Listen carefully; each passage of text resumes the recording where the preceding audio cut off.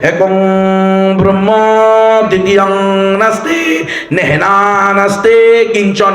একং ব্রহ্ম মালিক আল্লাহ একজন, দ্বিতীয়ং নাস্তি দ্বিতীয় কেউ নাই, না না নাস্তি নাই নাই নাই, কিঞ্চন বিন্দু মাত্র নাই।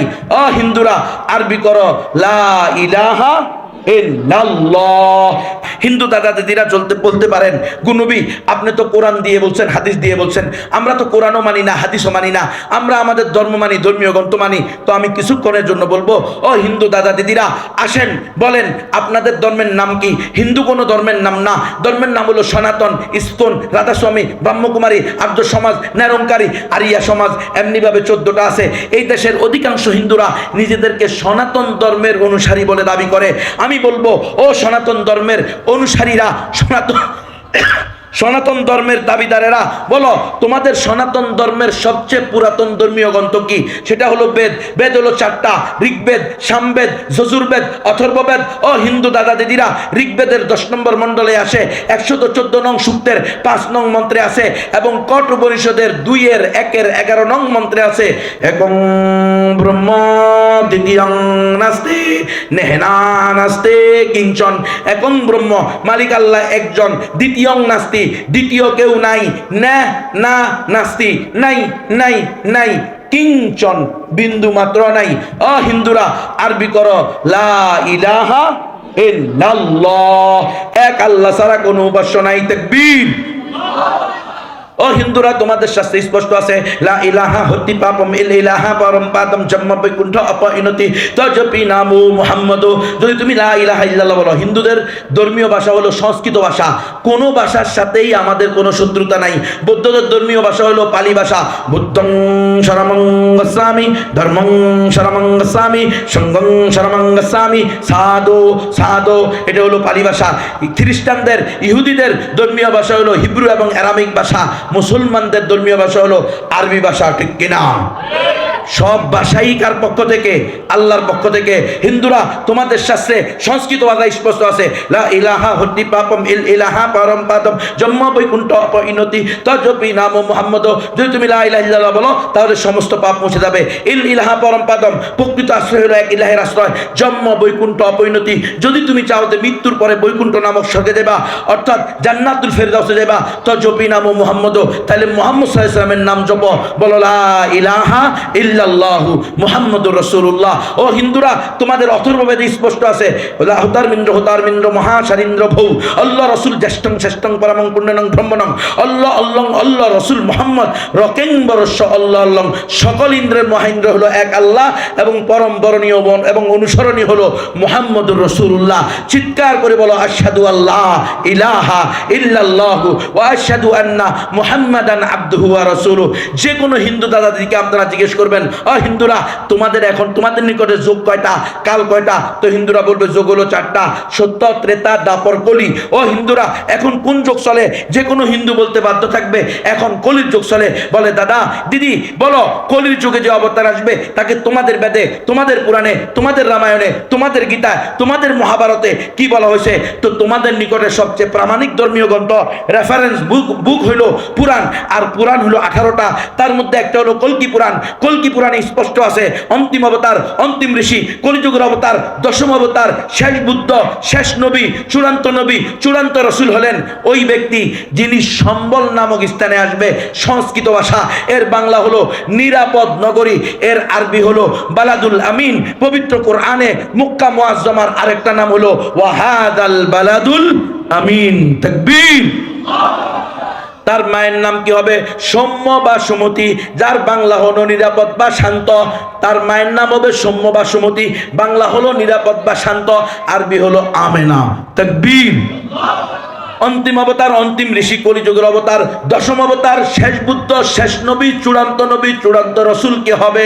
যার পিতার নাম হবে বিষ্ণু যশ, বাংলা হলো ভগবান বা আল্লাহর গোলাম, আরবি হলো আব্দুল্লাহ। তাকবীর। তার নিজের নাম কি হবে? ও হিন্দুরা, শ্রীকৃষ্ণ প্রশ্ন করেছে অর্জুনকে, অর্জুন প্রশ্ন করেছে শ্রীকৃষ্ণকে, হে শ্রীকৃষ্ণ, অন্তিম অবতার, অন্তিম ঋষি, কলিযুগের অবতার, শেষ বুদ্ধ, শেষ নবী, চূড়ান্ত রাসূল কে হবেন?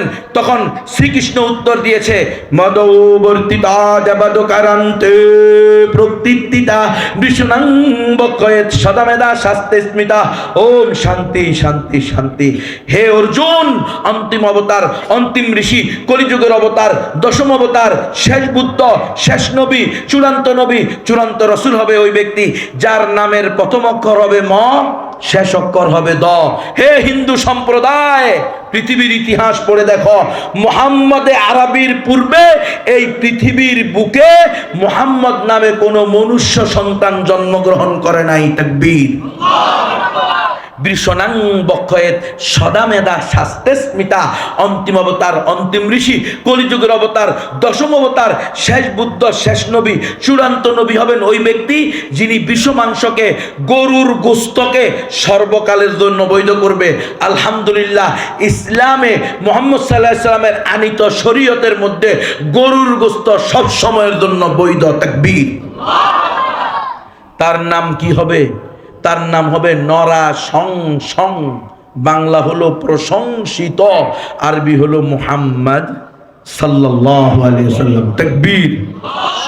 সুতরাং হে হিন্দুরা, তোমরা যদি আজকে প্রকৃত বৈদিক ধর্মীয় হইতে হয়, প্রকৃত হিন্দু ধর্মের অনুসারী হইতে হয়, প্রকৃত হিন্দু হইতে হয়, তাহলে তোমাদেরকে এই কালিমা লা ইলাহা ইল্লাল্লাহু মুহাম্মাদুর রাসূলুল্লাহ এবং এই শাহাদাতাইনের সাক্ষী আশহাদু আল্লা ইলাহা ইল্লাল্লাহু ওয়া আশহাদু আন্না মুহাম্মাদান আবদুহু ওয়া রাসূলুহু মুখে বলে অন্তরে বিশ্বাস করতে হবে। আমি সাক্ষ্য দিতেছি এক আল্লাহ ছাড়া কোনো উপাস্য নাই, আমি আরো সাক্ষ্য দিতেছি মুহাম্মদ সাল্লাল্লাহু আলাইহি ওয়াসাল্লাম আল্লাহর বান্দা এবং সর্বশেষ রাসূল, এবং নিজের জীবনকে এই কালিমার তাকাজা অনুযায়ী, চাহিদা অনুযায়ী পরিচালনা করতে হবে, তাহলে স্বর্গে যাইতে পারবা। আর না হইলে সুদখোর, ঘুষখোর, মদখোর, সেকুলারিজম বাদে বিশ্বাসী, নাস্তিক্যবাদে বিশ্বাসী ওই সমস্ত নামদারি মুসলমানদের মতো তোমরাও জাহান্নামে যাইবা।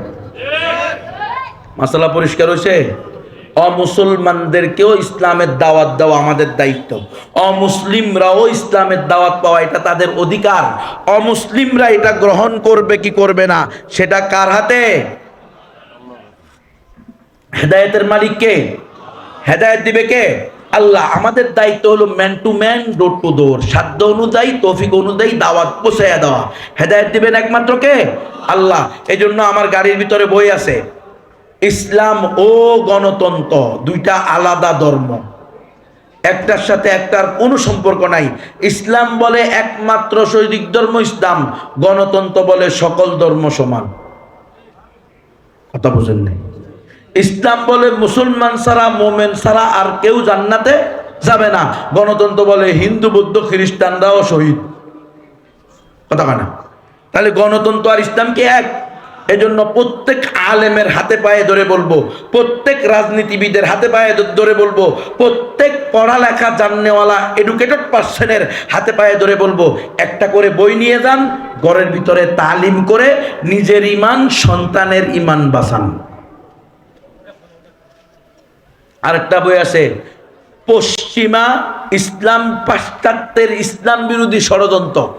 ইহুদি এবং খ্রিস্টানরা যোগে যোগে, ছলে বলে কলে কৌশলে, নামে বেনামে, সুরত সিরত পাল্টিয়ে, শাড়ি পাল্টিয়ে বিভিন্নভাবে মুসলমানদের ঈমান হরণ করার ষড়যন্ত্রে লিপ্ত ছিল, আছে।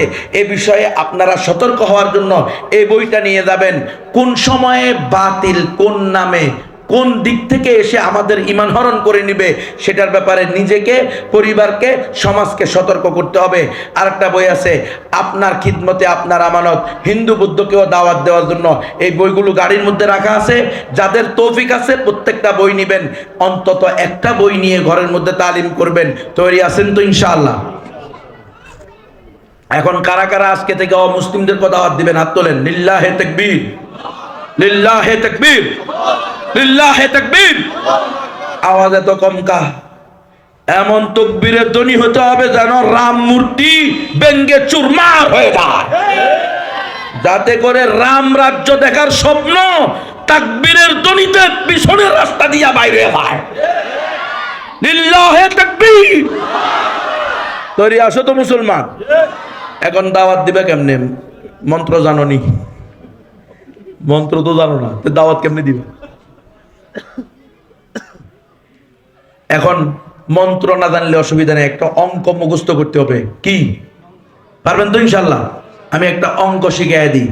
এই যুবকেরা, এই যুবতীরা, প্রত্যেকে মনোযোগ দিয়ে শোনো।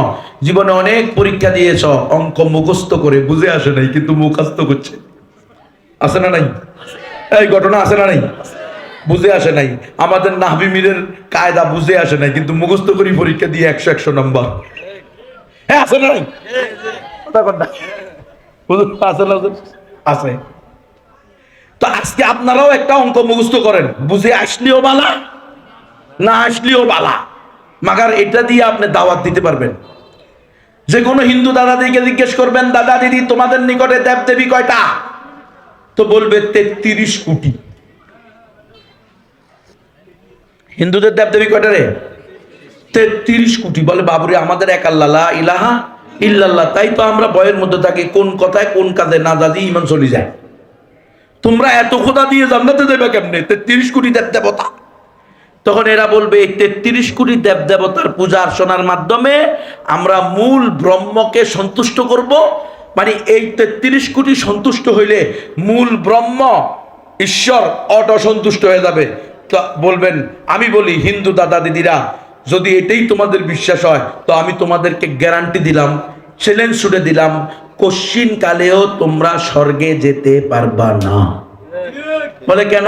বলে আসো, তুমি বলতেছো 33 কোটি দেব দেবতার পূজা অর্চনা করে, এদের মনোরঞ্জন করে, এদের সন্তুষ্টি অর্জন করে মূল ব্রহ্মকে খুশি করবা। আর আমি তো বলি এটা কশ্চিন কালেও সম্ভব না। ধরো এই জামানায় মানুষের হায়াত কত? 60 থেকে 70 বছর। ধরো তোমার বয়স 60 বছর। 60 বছর প্রতি বছরে কয়দিন হয়? 365 দিন। তাহলে 60 পূরণ 365 সমান সমান কত দিন হয়? 21,900 দিন। মোবাইলে টিপো, 60 পূরণ 365 সমান সমান 21,900 দিন। হিন্দু দাদা দিদিরা, তোমরা যদি তোমাদের জন্ম থেকে মৃত্যু পর্যন্ত, দোলনা থেকে কবর পর্যন্ত, মায়ের পেট থেকে নিয়ে মাটির পেট পর্যন্ত, না তোমরা তো আগুনের পেটে, মায়ের পেট থেকে নিয়ে আগুনে পোড়া পর্যন্ত প্রতিদিন যদি একটা করে নতুন নতুন দেবদেবীর পূজা করো, যেই দেবদেবীর পূজা জীবনে একবার করবা সেটা দ্বিতীয়বার পূজা করতে পারবে না। প্রতি বছর দুর্গা পূজা চলবে না, জীবনে একবার। প্রতি বছর কালী পূজা চলবে না, জীবনে একবার। প্রতি বছর সরস্বতী পূজা চলবে না, জীবনে একবার। প্রতি বছর পূর্ণিমা পূজা চলবে না, জীবনে একবার। প্রতি বছর জগন্নাথ পূজা চলবে না, জীবনে একবার।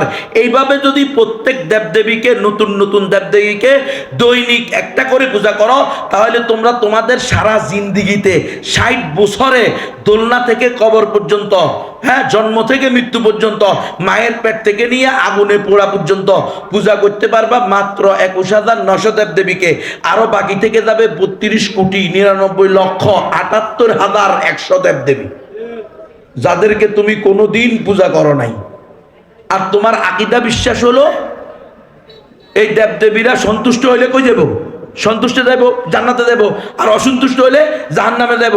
আর আগ থেকে তুমি গণতন্ত্রে বিশ্বাসী, অধিকাংশ যেই দিকে মাইর হবে, কথা বলে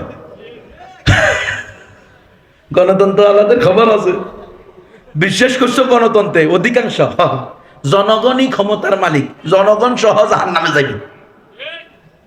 যেই জনগণ নাস্তিক্যবাদে বিশ্বাস করে, যেই জনগণ আল্লাহর বিধানকে ছুড়ে দিয়ে মানব রচিত বিধানকে মানে, তারা জাহান্নামে যাবে না জান্নাতে যাবে?